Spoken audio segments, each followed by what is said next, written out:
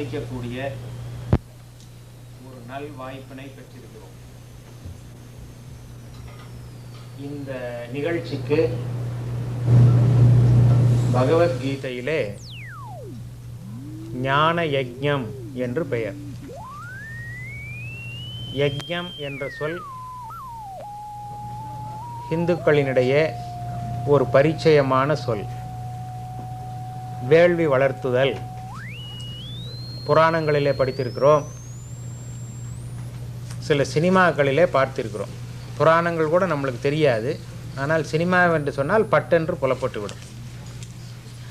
திருவிளையாடலிலே பார்த்திருக்கிறோம், கந்தன் கருணையிலே பார்த்திருக்கிறோம்.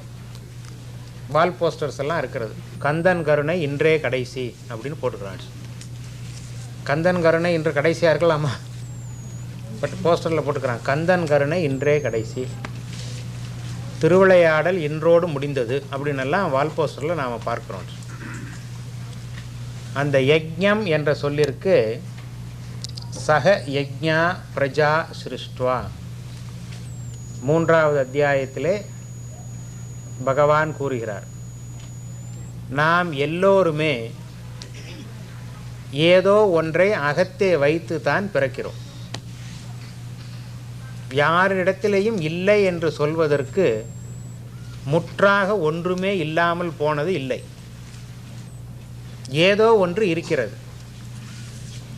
இருப்பதை பகிர்ந்து கொள்கிறோம், இருப்பதை தருகிறோம். இந்த பகிர்ந்து கொள்கின்ற முயற்சிக்கு வேள்வி என்று பெயர். எத்தனையோ சிறப்புகள் ஒரு மனிதனிடத்தில் இருக்கிறது. பலம் தரக்கூடியது. பணம் இருக்கிறது, பகிர்ந்து கொள்ளலாம். உணவு இருக்கிறது, பகிர்ந்து கொள்ளலாம். அறிவு இருக்கிறது, பகிர்ந்து கொள்ளலாம். தெளிவு இருக்கிறது, பகிர்ந்து கொள்ளலாம். இந்த அறிவு பசியை போக்குகின்ற முயற்சிக்கு ஞான வேள்வி என்று பெயர். இறைவன் சொல்லுகிறார், அந்த முயற்சியின் சொரூபமே நான். யஜ்ஞானாம் ஞான யஜ்ஞோஸ்மி, நான் ஞான வேள்வியாகவே இருக்கிறேன் என்று கீதையிலே பகவான் சொல்லுகிறார். இந்த முயற்சியை இந்து சமயம் தோற்றுவித்த மிகப்பெரிய மகான்களிலே ஒருவராகிய சுவாமி சின்மயானந்தர் மக்களிடையே பிரபலப்படுத்தினார்.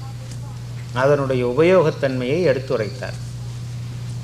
அந்த வழியிலே வந்தது தான் இன்றைய முயற்சி.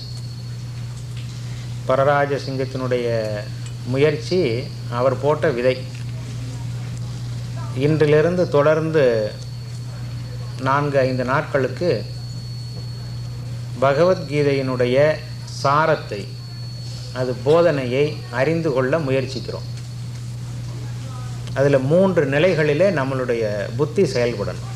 ஒன்று, பகவத்கீதை என்றால் என்ன? Initial information, essential information about the text it self. அது நம்மளுக்கு ஒரு அவசியமான செய்தி. இந்த பகவத்கீதை என்று சொல்லுகிறார்களே, இந்த பகவத்கீதை என்றால் என்ன என்று தெரிந்து கொள்ள வேண்டும். இரண்டாவது, அதில் கூறப்பட்டுள்ள விஷயம்தான் என்ன, த மெசேஜ். அதில் கூறப்பட்டுள்ள செய்தி ஏற்புடையதா? Does it have any relevance to modern living? Does it have any relevance to my problem? Why should I learn Bhagavad Gita? Not only Bhagavad Gita, any scripture. I don't have time. எனக்கு இருக்கிறத செய்கிறதுக்கே காலம் போதலை. காலையில் 4:30 மணிக்கு எழுந்தால் வண்டியை பிடிச்சி வேலை செய்கிற இடத்துக்கு ஓடி அங்கேருந்து முடித்து திரும்பி வந்தால் களைத்து போய் சரீரம் படுக்கத்தான் விரும்புகிறதே ஒழிய பகவத்கீதை படிக்க விரும்புகிறதில்லை. இருக்கிற புஸ்தகங்களை படிக்கிறதுக்கே நேரம் இல்லை. நீ இதில் பகவத்கீதையை வேறு எங்கே படிக்கிறது? So you are forcing me to accept one more agenda.